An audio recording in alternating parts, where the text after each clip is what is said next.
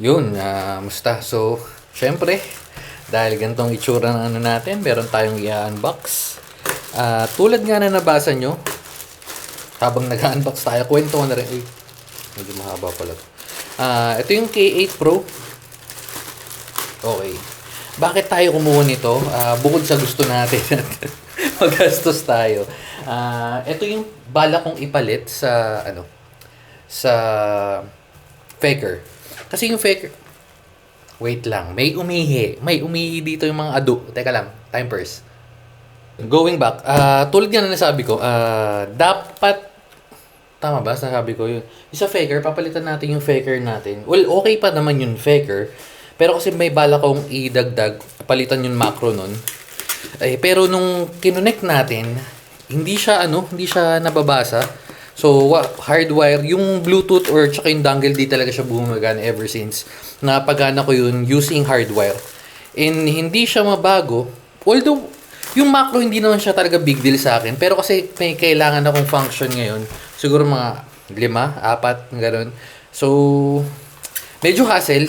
Pwede naman natin gamitin ng auto hotkey, yung ginagamit ko pang map ng mga keys. Pero hassle kasi yun, since yun kailangan mo install per computer or per device. Unlike yung mga gantong keyboard, meron silang may libre. Meron silang libreng sorry. Meron silang built-in na memory. So, hindi mo na kailangan mag-install ng application per software, and yun, dun na lang nakalagay. So, ito meron siyang libre na Minions. Kaya tayo kumuha nito. Tapos at the same time, dalawang klase to. Ang gusto ko talaga yung aluminum, pero yung kulay na available that time is wala.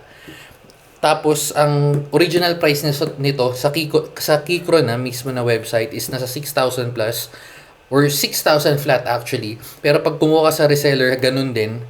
Tapos nakuha ko to sa Shopee, tanda ko, sa Shopee. Tapos yung aluminum niya nasa 6,400, 6,500, parang ganun yung presyo. Pero since wala nga yung gusto kong kulay, ang kinuha na lang natin is yung hindi aluminum. Di ko alam kung plastic or what, pero malalaman natin ngayon. Parang ABS something, pero yun nga, plastic. Basta hindi aluminum version. Meron na naman tayong aluminum, so sabi ko sige, para na lang testing natin kung anong may difference ba. Sinasabi rin nung iba na may baka magka-issue dahil aluminum yung sa Bluetooth connection, pero I doubt. Wala lang. So, eto na. Nag-go na ako dito sa gantong kulay. Pakita ko sa inyo pagka-open natin. Oops. Tinatabi ko lang yung mga kalat para madali magligpit. Okay. Yan. So, ito na nga. Keychron K8 Pro. Meron mas isang Keychron K8. Hindi ko matandaan kung anong difference, pero baka lagay na lang natin kung anong difference ng K8 sa K8 Pro. Yan. So, QMK via Bluetooth 5.1, screw-in stabilizer at swappable PBT keycaps. Tapos, south-facing yung LED nito. Yan. TKL, dual compatibility, Mac tsaka Windows. Yun yan, nakalagay QMK, wireless and wired.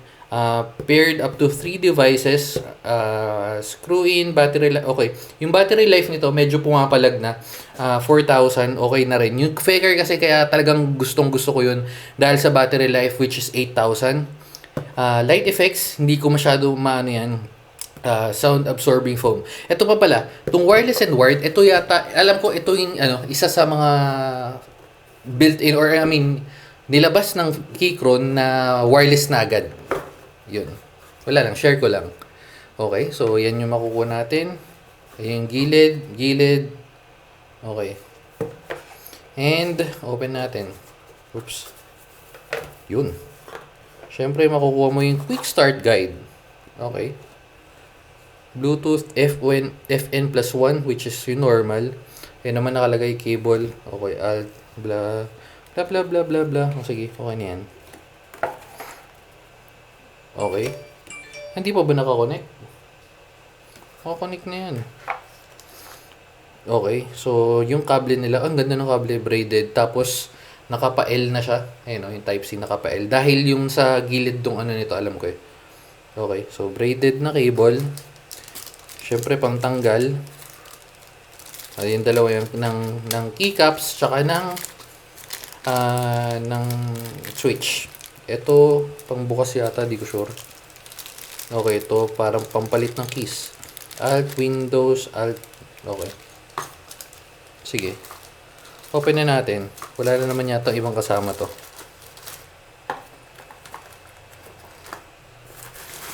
And ito yung main event. Oops.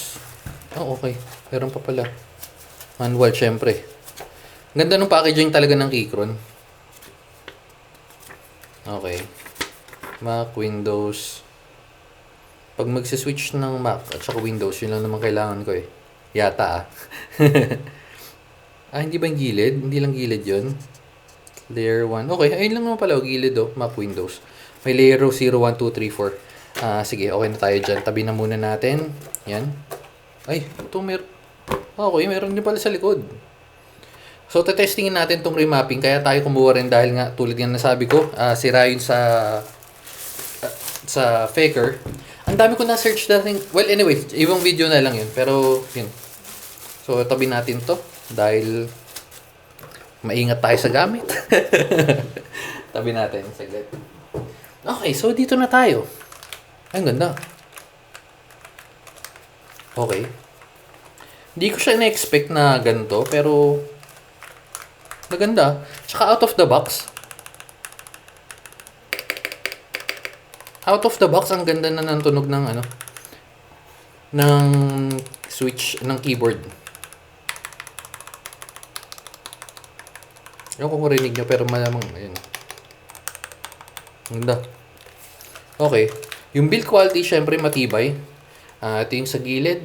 Yan. Sa baba. Syempre walang tatak dito na Keychron. Ito yung sinasabi ko. Yung saksakan niya nasa gilid. Nasa left hand side. Ito. Yan. So, switch ng Mac. Tsaka Mac at iOS dito sa baba. And then, scroll pataas pag Windows. Bluetooth off. Oops. May off pa siya. Cable. Syempre, Bluetooth tayo. Oh, ayun. Okay. Ayun yung ilaw. Pero mamaya na natin yan. Check muna natin. Okay. So, madali lang pala mag-switch. Ito mas maganda dahil maglilipat-lipat ng Mac. Tsaka ito lang. Toggle natin. Okay. Compare ko lang yung size. Mas malaki siguro ng mga 1 inch, 2 inch. Wait. Ito yung Faker natin. Okay. 1 inch lang difference. Ano? Kita nyo ba?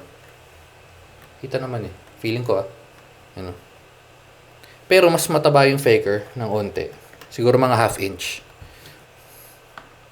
Mas mataba yung Faker ng onte. Mas mapayat to. Pero, dahil sa bezel yata, kasi ang kapal nito, yung gilid. Ay, sorry, nakakonik yun. Nakakonik ako sa Nakakonik yung Faker. Wait lang.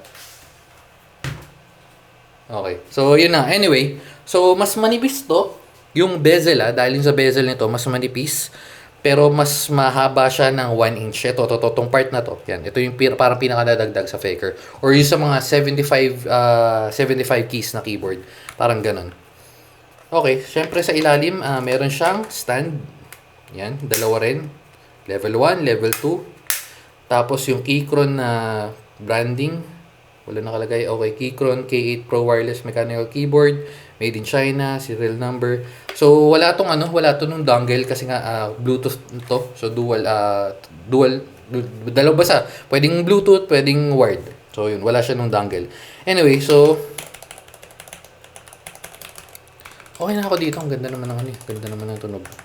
Pero ito lang siguro, ang ko lang dito, hindi ko masyado trip yung combination kasi nga dahil may ganto. Yung isa pala, yung isang available pala na aluminum, baligtad. So, itong mga blue na to, nandito sa loob. And then, itong black, nandito sa labas. Yun yung available sa aluminum. Ito, ang gaang niya kumpara do sa aluminum. Parang standard na keyboard. Pero, syempre, hindi naman magaang. Mabigat pa rin. Pero, alam mo yun, hindi sobra katulad sa aluminum. Anyway, testing na natin to ngayon dun sa PC para ma-check natin. Okay? So, lipat tayo. Okay, sorry. Habol ko na lang din. Total, nandito na naman tayo. Para mas madali pakita. So, ito yung nakuha natin. Or ito yung binili natin. Black. which is black.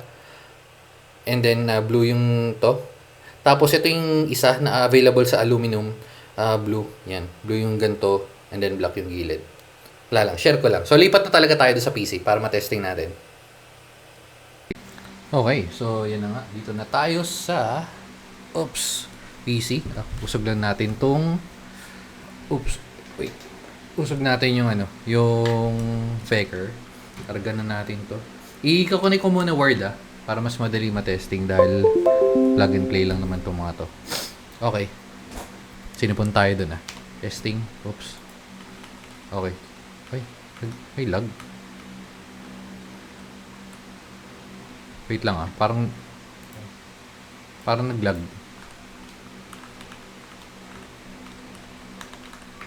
Kung nagana. Okay, nagana. Okay naman siya. Akala ko naglalag. Siguro dahil pagkakabit. Testing muna tayo syempre ng typing test kung smooth ba or swabe ba to.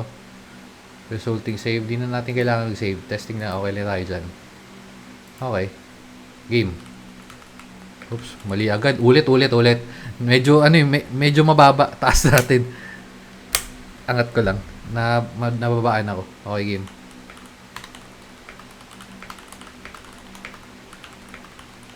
Ang lambot masyado.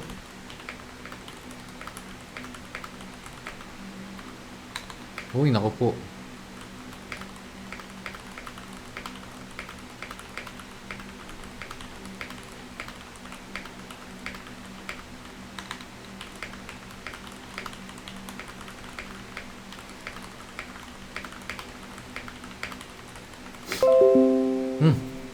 Medyo sumabit.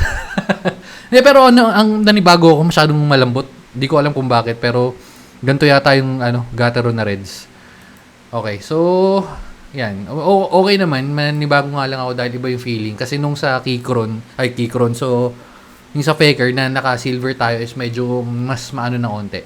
And syempre testing natin kasabay ng typing test yung NKRO test. So pindot tayo ng isang key, dagdag pa tayo, dagdag. Ay hindi gumagana. Hindi siya NKRO. Oh, talaga ba? Hanggang 6 lang? Bakit? Unplug-replug natin teka.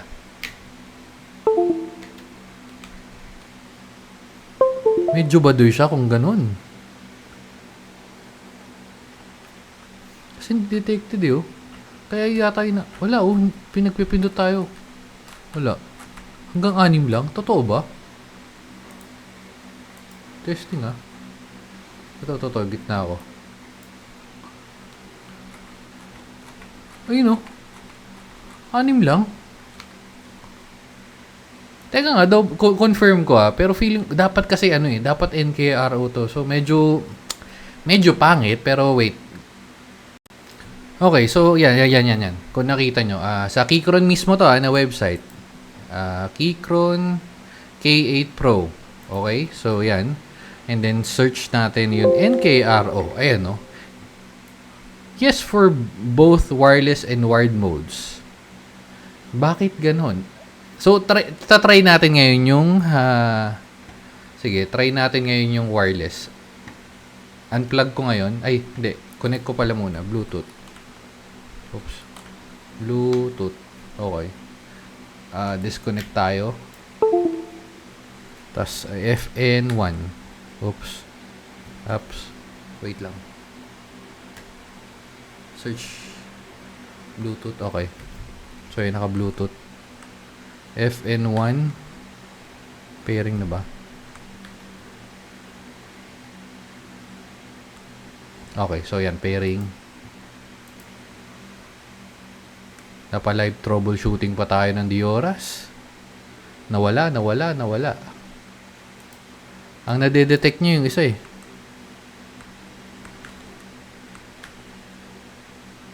2, 3.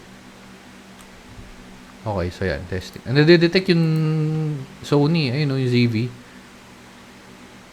Ito, okay ito.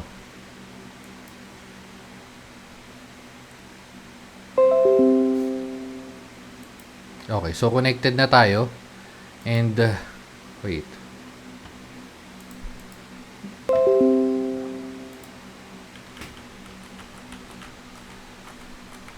Hindi, no? Ito, dito palang ramdam ko na eh. Ba't ganun?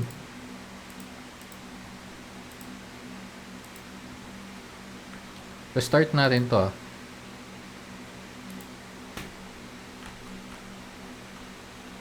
Wala oh, 6 lang. Pangit. Teka, confirm natin. Test na natin dun sa isang ano. Sa Q1 or Q3 natin. Wait, teka. Okay. Wait. Medyo mabigat. Switch natin sa yung ano, kable nito. Kable.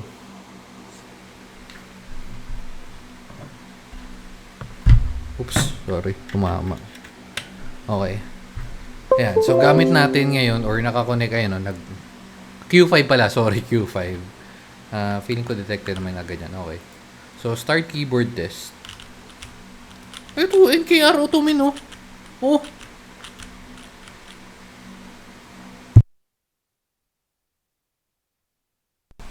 Tapos wala na tayong switch. Ba't ganun? Kailangan bang bumalik nito sa seller? Or, try natin ano? Tatry kong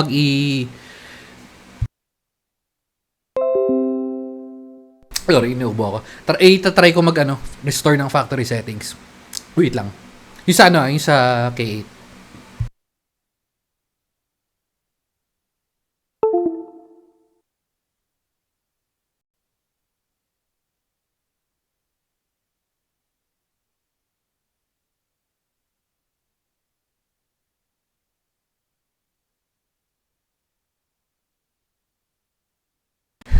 Yan. So, after ng mga ilang minuto nating nag-research, ito na, papakita ko na sa inyo yung kompleto. So, una, yung layer 0 and layer 0 and 1, ito yung para sa Mac. iPad, basta iOS, yan, MacBook. And then 2 and 3 for Windows, Android and all. Kaya yung nagmamap tayo hindi gumagana. Tapos kung napapansin nyo na nag-iba na yung kulay, pinalitan lang natin yan dito, settings, yan, Proto Olivia kanina sa Dark Olivia, ayan yan. So balik tayo ngayon sa Proto Olivia dahil ma-strip natin. Tsaka naka 3D tayo, ito yung 3D model, ito yung 2D model nila. Yan. Okay, so balik tayo dyan. Okay. So, yan, nagsasave yan. Kahit dito mo i-access online, walang problema. Nakaset yan by default. And then, going back, papalitan natin para mapakita ko sa inyo. Punta tayo ng 2. Ito yung default ng Windows. Itong Cortana, palitan natin. Open muna tayo ng Notepad. Sige, pero ito muna. Click natin yung Cortana and then basic function. Sige, Cortana, tapos map natin ng A. Tapos punta tayo dito sa Notepad. Pipindutin ko yung itong sa wait lang, nandun pa eh. Yan, pindutin natin yung sa Cortana kanina yan. AAA na inalabas. Diba?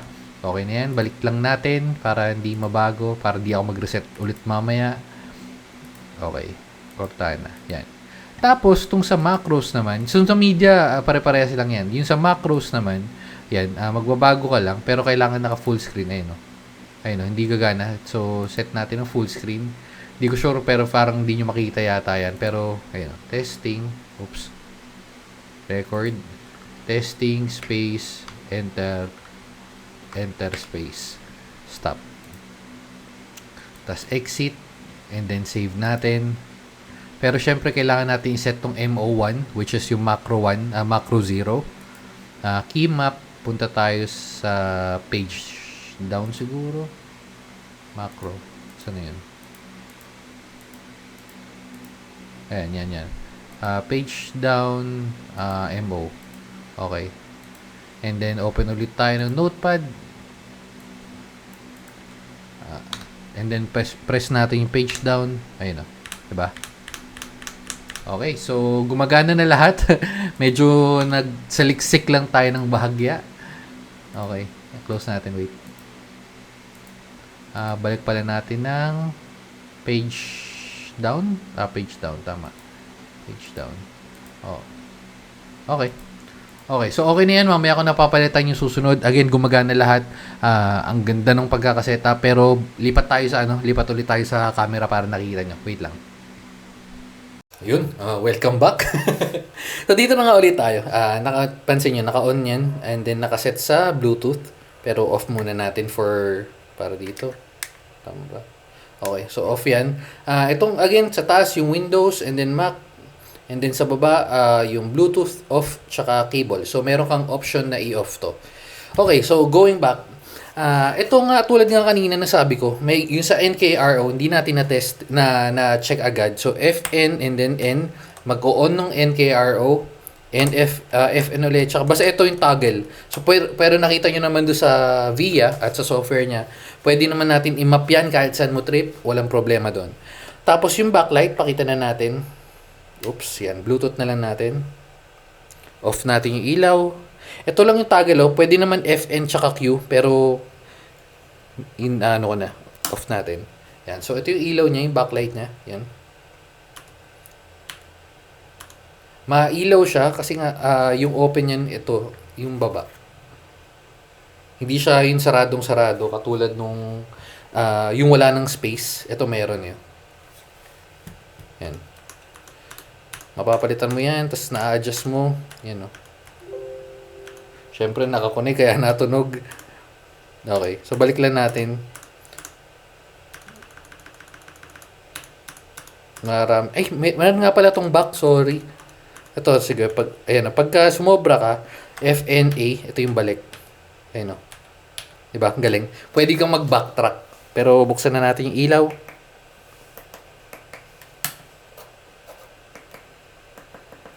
Okay. Yan. Tapos bukod dun, ang ganda sa kanya kasi nga medyo compact siya kumpara dun sa pero depende siguro sa trip mo eh. Sa akin okay to. Hindi ko lang okay yung yung pagkaka-compact niya. Ang hindi ko lang trip is yung side bezel. Off ko muna. Itong side na to, parang may nakaangat. Ayan, hindi ko alam kung bakit ganyan yung design, pero sige, okay lang. Or siguro dahil pwedeng lagyan ng parang harang. Dahil nga yan, mapapansin nyo, may space.